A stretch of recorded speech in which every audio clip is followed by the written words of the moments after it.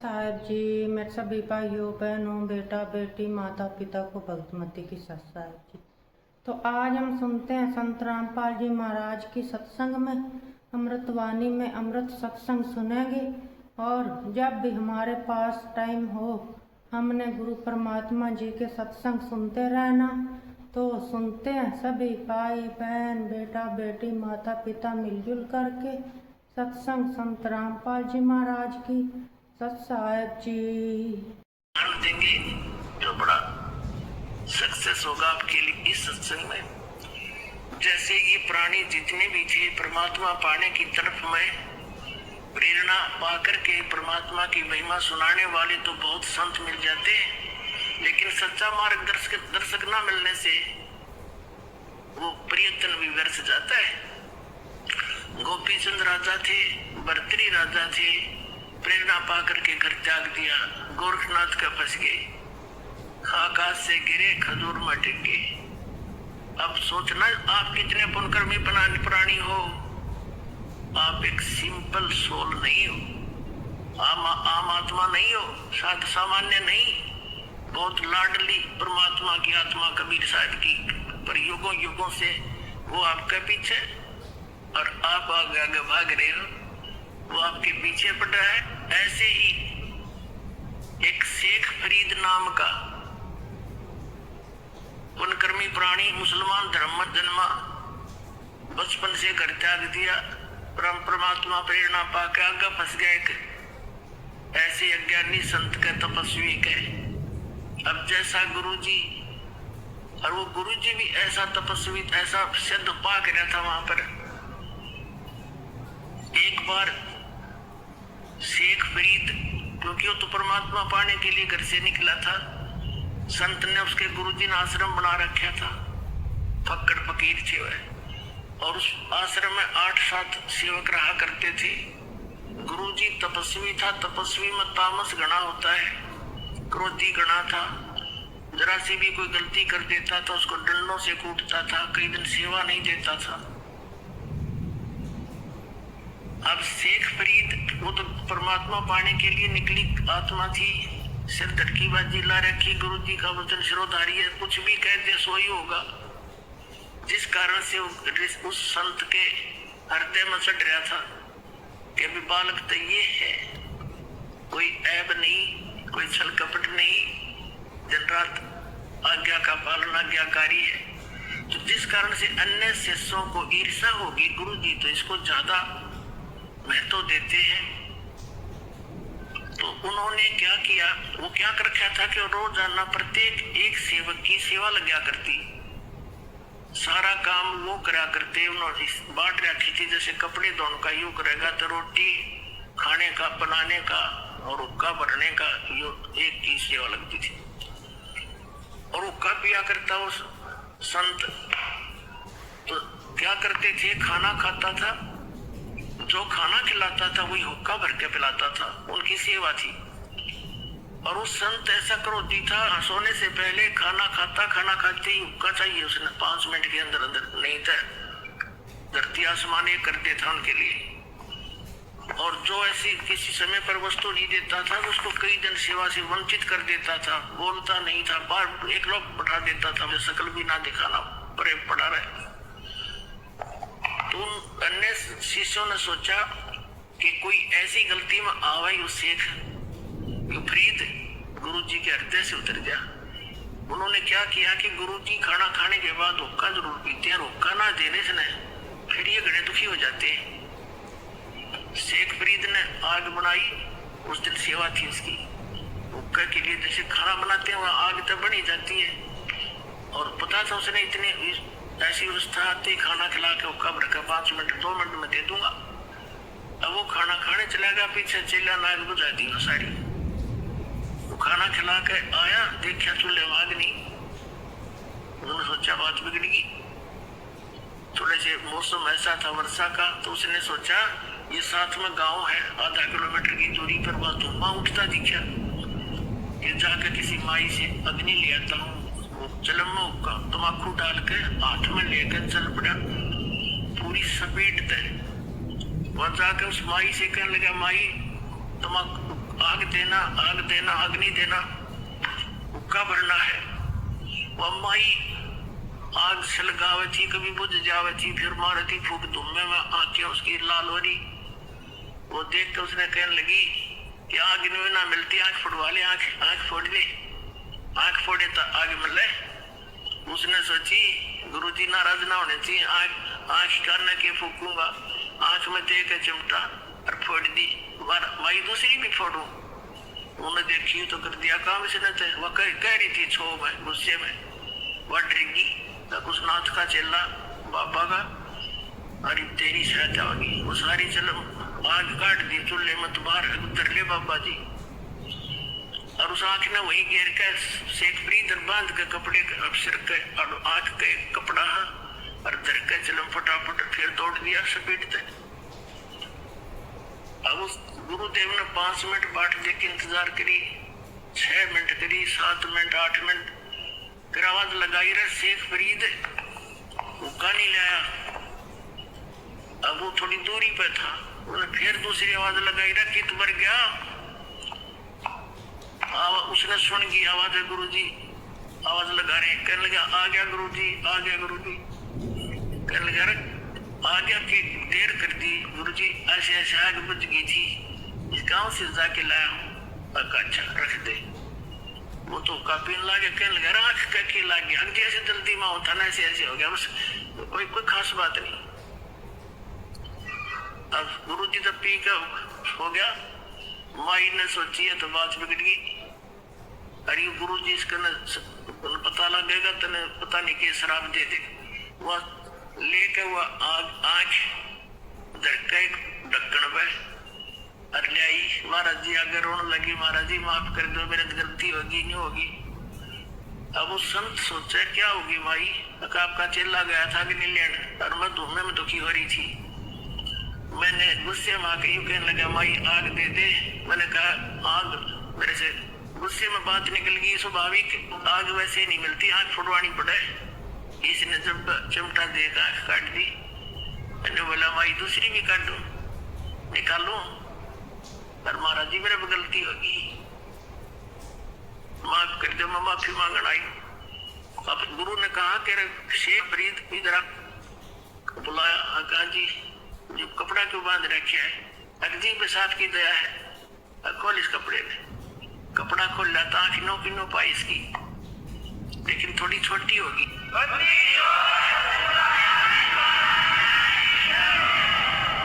अब वो माई अपनी आंखों देख रही, किस बाबा जी में तो बड़ा चमत्कार है भाई, कमाल कर दिया उसने, सारे गांव में बता दी। अगर आंख आ रही और उसकी आंख नो की नो कर दी संत ने, तो वो धीरे धीरे सारे आसपास के क्षेत्र में उस संत की गजब की महिमा होगी और बड़ा महिमा का पात्र बन गया। अपने आत्माओं, परमात्मा कहते हैं शब्द महल में सिद्ध 24, हंस बिछोड़े विश्व बीसा, एक सिद्धि जल पैर डलाई, एक सिद्धि आकाश से उड़ जाई, एक सिद्धि कुछ खावन पीवे, एक सिद्धि जो भोग भोग दीवे, एक सिद्धि तन हंस नहीं आ रहा, एक सिद्धि तन कष्ट जा रहा। ये सिद्धियां हैं कुछ, और ये किसी विशेष साधना तपस्या से एकाधिक सिद्धि मिल जाती है, और वो परमात्मा की ही होती है, उसी से हम भिखारी बनकर यही प्राप्त कर लेते हैं। एक सिद्धि होती है जो कष्ट का,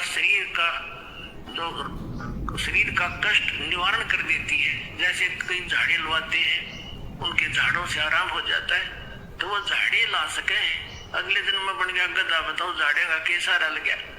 तो कहने का भाव ये है कि इतना सिद्धि युक्त संत और उसका चेला शेखप्रीत तो निश्चिंत हुआ बैठा था। शेखप्रीत तक जो गुरु जी कहे फाइनल है, यदि इतने सिद्ध पुरुष है, मेरी आंख भी ठीक कर दी। गुरु जी की मृत्यु होगी, वहां चेलों की खेचातानी होगी, शेखप्रीत आश्रम छोड़ के, और जैसा गुरु जी ने बताया था तपस्या करने से भगवान प्राप्ति होगी।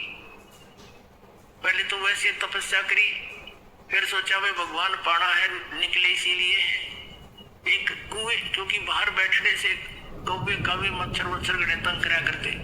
उसने क्या किया, एक कुआं था वृक्ष के नीचे, और उस टहनी के बांध कर रस्सा कुएं में उल्टा लटक गया, पैर बांध गया।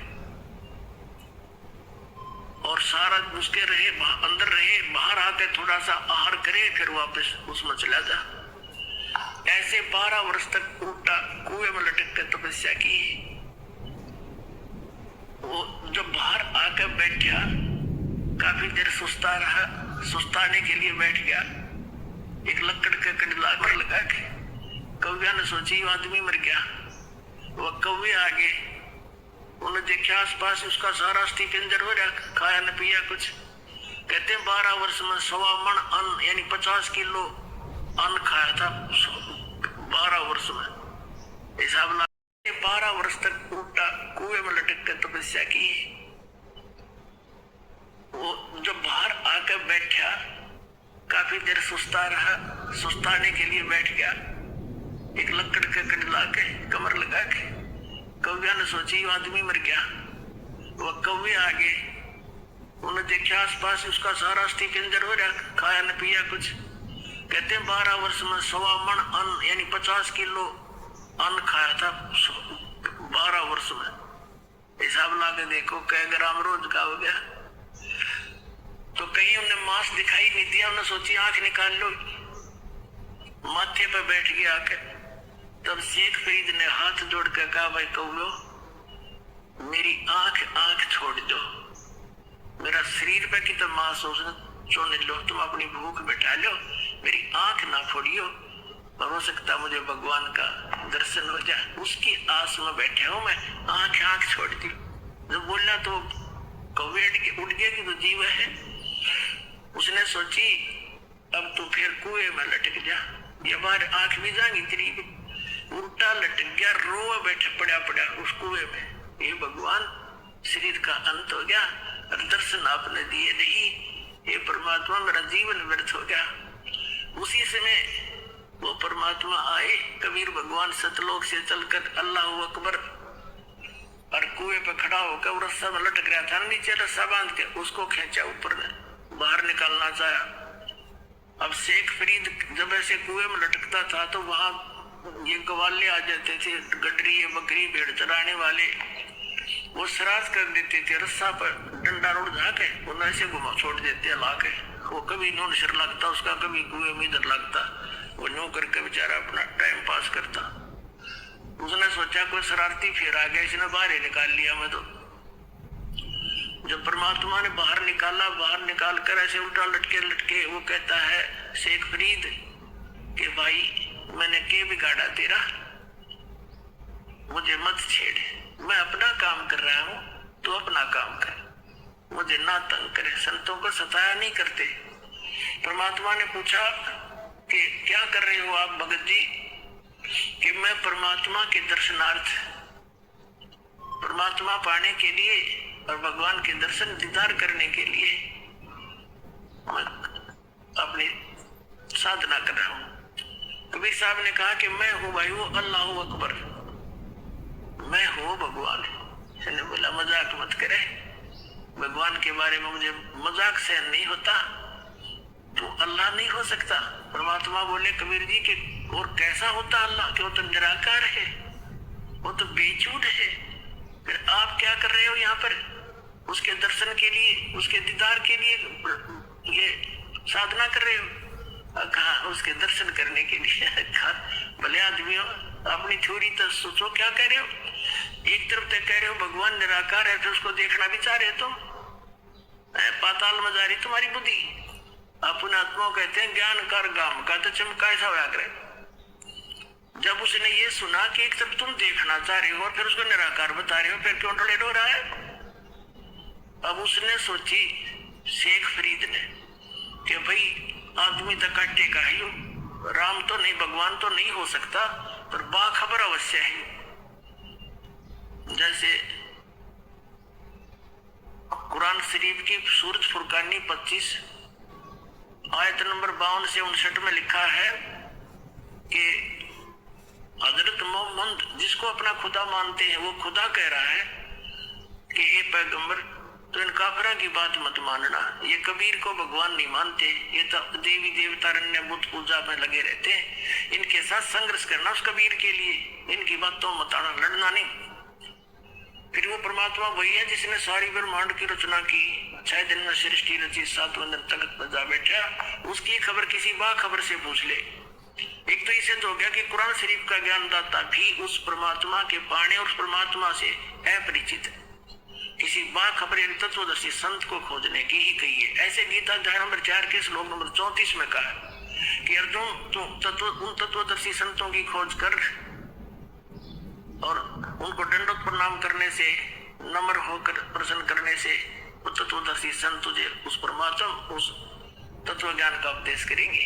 तो गीता ज्ञानदाता भी उस तत्व ब्रह्म से अपरिचित है, उस तत्व ज्ञान से अपरिचित है। तो उसके ये बात समझ आ गई कि संत पक्का है, ये तो सही आदमी टकरा गया, चरण पकड़ लिए क्योंकि और कहा मुझे मार्ग बता दे, कैसे मिला भगवान।